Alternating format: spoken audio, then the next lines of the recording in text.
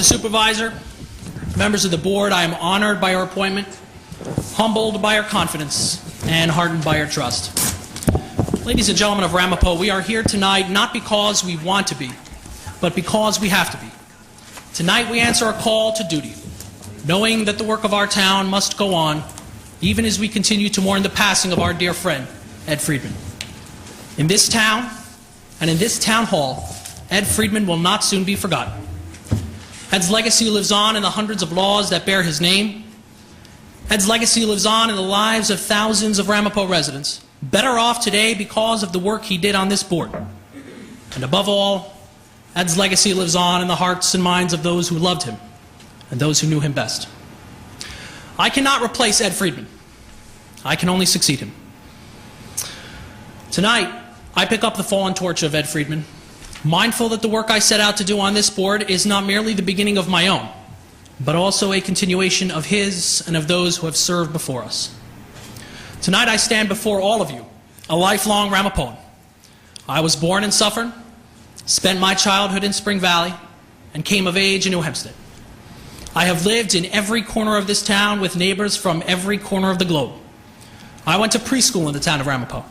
I went to elementary school in the town of Ramapo. I went to high school in the town of Ramapo, and I went to college in the town of Ramapo. And if there would have been a graduate school in this town, you better believe I would have gone there too. That's okay. Growing up, I spent countless summers poolside with family and friends at Spook Rock and Saddle River pools. And when I was a kid, I played Little League baseball in the fields of Rella Park and Viola Park. And it was my time in Little League when I came to realize that I probably should not pursue a career in Major League Baseball. So I will leave the throwing of the first pitch of every game to be played at our new stadium in the town of Ramapo to Supervisor St. Lawrence. My point is this. I have seen Ramapo, I have lived Ramapo, and I love Ramapo.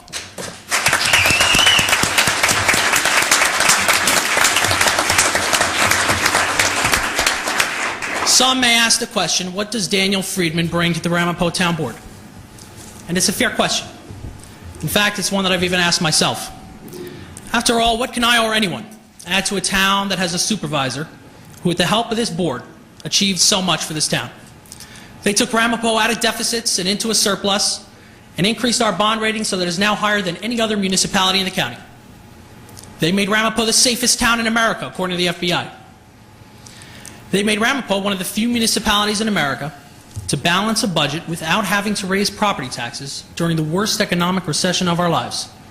And as we all know, it was this supervisor and this town board that put Ramapo on the map as one of the best places to live in the United States, according to CNN and Money Magazine. Now, it's no coincidence that this town has achieved so much in so little time under Supervisor St. Lawrence and this town board. I believe it is the result of three qualities which define this supervisor and this town board: hard work, sacrifice, and a sense of personal responsibility and commitment to the success of this town. So to answer the question of what I bring to this town board, let me say this. Those three qualities defined the tenure of the last Councilman Friedman, and that's what Ramapo can expect from this Councilman Friedman.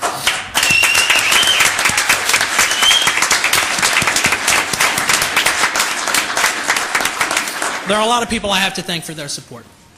I first want to thank my family, who are here with me tonight as they have been all my life, and I hope that tonight I've made them truly proud.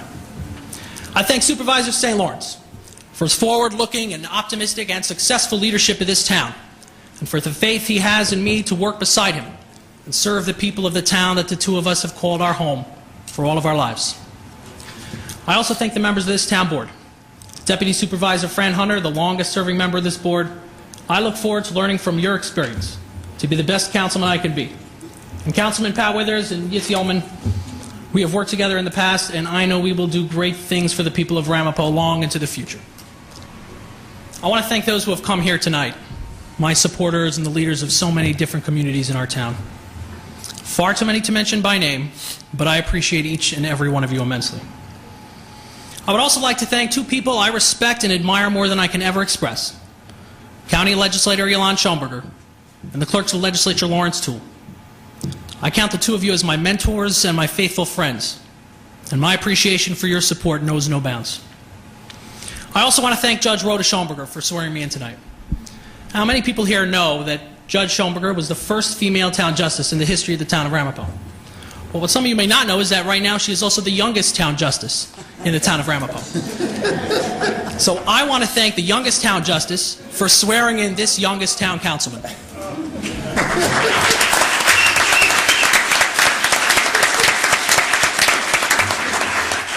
Tonight, as I begin my journey in public service, I'm reminded of the courage and service of so many residents of our town. From people like Private First Classman Alan Merriweather of my own village of New Hempstead, who was stationed in Korea, to Julio Santiago of Pomona, who was serving our country fighting in Iraq.